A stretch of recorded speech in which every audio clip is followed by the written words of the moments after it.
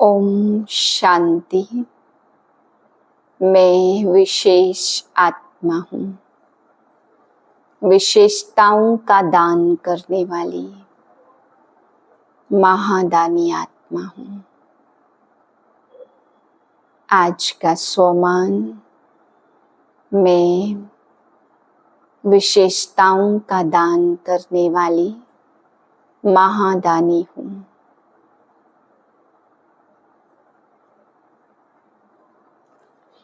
आज मन के लिए खुराक है शिव बाबा के हम बच्चों के प्रति डायरेक्शन कि बच्चे तुम्हें गाइड बनना है। अंधों की लाठी बनने के लिए जैसे बाप सबके गाइड बनते हैं, ऐसे तुम बच्चों को भी रास्ता दिखाना है, गाइड बनना है। आज बाबा कहते हैं, कई बच्चे पूछते हैं क्या आवागमन के चक्र से छूट सकते हैं, क्या मोक्ष मिल सकता है। बाबा कहते जो बहुत दुखी होते हैं वो ऐसे ऐसे क्वेश्चन करते हैं। तो बाप ने आज इसके लिए बताया कि क्या मोक्ष मिल सकता है, क्या आवागमन के चक्र से हम छूट सकते हैं। छूट सकते लेकिन कितने समय के लिए, वो आज बाबा बता रहे हैं। फिर बाबा समझाते हैं कि यह जो ड्रामा है इसमें कोई भी एक्टर नया ऐड नहीं हो सकता और कोई भी अपना पार्ट बदल नहीं सकता। यह अनादि ड्रामा है, इस बात को केवल तुम बच्चे ही समझ सकते हो। बाबा कहते हैं किसी को मोक्ष मिले तो वो सदा के लिए फिर पार्ट से छूट जाए तो दूसरे एक्टर को ऐड करेंगे। इसलिए बाबा कहते हैं इसमें कोई भी एक्टर नया ऐड नहीं होता, सबको अपना पार्ट बजाना ही है। सबका पार्ट फिक्स है, नोंधा हुआ है, आवागमन के चक्र में सबको आना ही है। अगर इससे छूटते भी हैं तो फिर सदा के लिए मोक्ष नहीं मिलता, थोड़े समय के लिए छूट सकते हैं। इसलिए बाबा कहते इस अनादि ड्रामा के इस रहस्य को तुम बच्चे अच्छी तरह से समझते हो। फिर बाबा आज समझा रहे बना बनाया ड्रामा है, इसमें कुछ भी नई क्रिएशन नहीं हो सकती है, जो कुछ है सब फिक्स है। भोलानाथ के लिए बाबा समझाते हैं कि भक्ति मार्ग में उसको भोलानाथ कहा, लेकिन वो भोलानाथ क्यों है, कैसे है, यह संगम युगी बच्चे ही जान सकते हैं। कलयुगी आत्माएं नहीं जान सकती कि वो भोलानाथ कैसे है, कितना भोला रूप वो अपना हम बच्चों के सामने रखते हैं और कैसे भोलेनाथ बन कर के आते हैं। वो रूप केवल संगम युगी बच्चे ही जान सकते हैं। फिर बाबा समझा रहे सारे संसार में जो बाप को नहीं जानते हैं, आदि मध्य अंत को नहीं जानते, उसकी रचना को नहीं जानते, उन सबको नास्तिक कहेंगे, क्योंकि जो भगवान को न जानने वाले उनको नास्तिक ही कहते हैं। बाबा कहते हैं आस्तिक वही बनता है जो रचना और रचयिता के बारे में अच्छी तरह से जानता हो।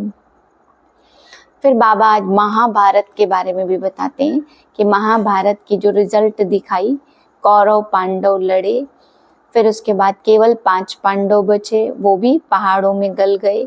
फिर दिखाते एक तरफ प्रलय हो गई, एक तरफ फिर दिखाते कि कृष्ण अंगूठा चूसता हुआ सागर के किनारे पर आया। तो बाबा कहते हैं ऐसी ऐसी बहुत सारी बातें बताते हैं और सभी सुन करके सत सत करते हैं, लेकिन समझ नहीं पाते कि ये कैसे हुआ, क्या हुआ, फिर नई सृष्टि कैसे बनती है, इस बारे में बाबा ने कहा जानते नहीं हैं। फिर निर्वाण के लिए भी आज बाबा ने समझाया कि निर्वाण धाम से तुम बच्चे आते हो और निर्वाण धाम ही जाना होता है। कोई कहते फलाना निर्वाण गया, वो निर्वाण गया, बाबा कहते ऐसे कोई जा नहीं सकता, ऐसे चक्र से कोई छूट नहीं सकता। बाप आकर के खुद ही निर्वाण धाम लेकर के जाते हैं। बाबा कहते हैं ये आदि मध्य अंत ड्रामा की बात, एक्टर होकर के जो ड्रामा की बात को समझे वो मनुष्य ही है, कोई जानवर इन बातों को नहीं समझेगा।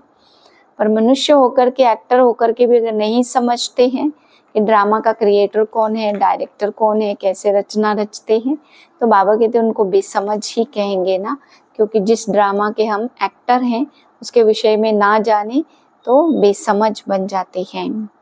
फिर बाबा समझा रहे कि तुम बच्चे अभी शूद्र से ब्राह्मण बनते हो, और जो शूद्र से ब्राह्मण बनते हैं उन्हीं ब्राह्मणों के द्वारा मैं ये बेहद का यज्ञ रचता हूँ।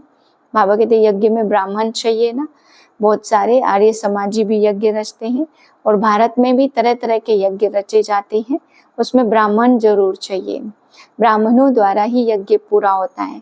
बाबा कहते तुम शूद्र से जो सच्चे सच्चे ब्राह्मण बनते हो उसी से बाप यह बेहद के यज्ञ को पूरा कराते हैं। इसलिए बाबा कहते तुम्हें सच्चा सच्चा ब्राह्मण बनना है।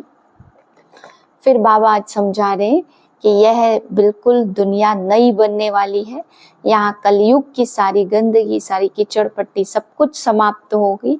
बाबा कहते कलयुग का वहाँ कुछ भी नहीं रहेगा, सब कुछ नया बनना है, वहाँ यहाँ की कोई भी चीज नहीं जानी है, इसलिए वह बिल्कुल ही नई दुनिया है। फिर बाबा समझा रहे माता को बाबा ने ज्ञान कलश रखा, माताएं ही स्वर्ग के द्वार खोलती है, माताओं को ही बाबा ने ज्ञान बांटने की छुट्टी दी है। तो माताओं के द्वारा बाबा बहुत बड़ा कार्य कराते हैं। बाबा कहते हैं माताएं गिरावट में गई और भगवान ने आकर के माताओं को ही ऊंच उठाया, वह ही ज्ञान बांटने के निमित्त बनती है।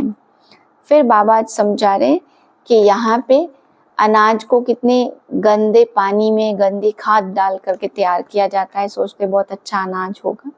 बाबा कहते सारे नदी की कीचड़ पट्टी अनाज में डालते, लेकिन सतयुग में ऐसा कोई गंदगी नहीं होगी, अनाज भी आपे ही हो जाएगा, मिट्टी भी बहुत अच्छी होगी। और बाबा कहते हैं कि अनाज भी बहुत सस्ता होगा, वहाँ अनाज के लिए कोई परेशानी या टेंशन नहीं उठानी पड़ेगी। फिर बाबा समझा रहे कि पारसनाथ तुम अभी बन रहे हो, तुम पत्थर बुद्धि बन गए थे, पत्थर बुद्धि से भगवान आकर के पारसनाथ बनने का पुरुषार्थ कराते हैं। पारस पूरी बनती है तो तुम्हें पारस बुद्धि बनना है।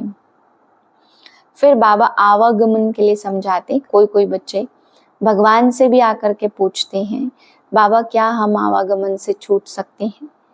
बाबा कहते हैं हाँ छूट सकते हो, परंतु थोड़े समय के लिए। बाबा कहते इस चक्र में कुछ बच्चे ऐसे हैं जो हीरो पार्टधारी हैं, सतयुग से कलयुग तक का हीरो पार्ट बजाते हैं, और कुछ बच्चे ऐसे हैं जो थोड़े टाइम के लिए सृष्टि के कलयुग के लास्ट में आते हैं और बाकी टाइम ऊपर रेस्ट करते हैं। तो बाबा कहते ऐसे दो प्रकार की आत्माएं हैं।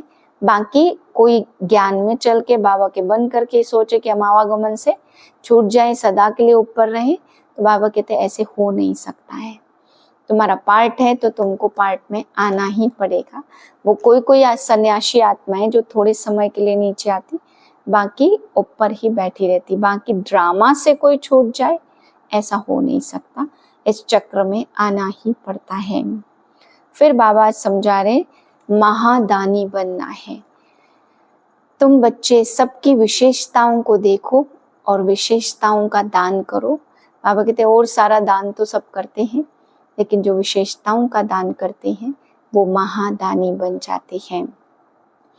तुम्हारे अंदर से बाप की विशेषताएं झलके, तुम्हारे अंदर से बाप प्रत्यक्ष हो।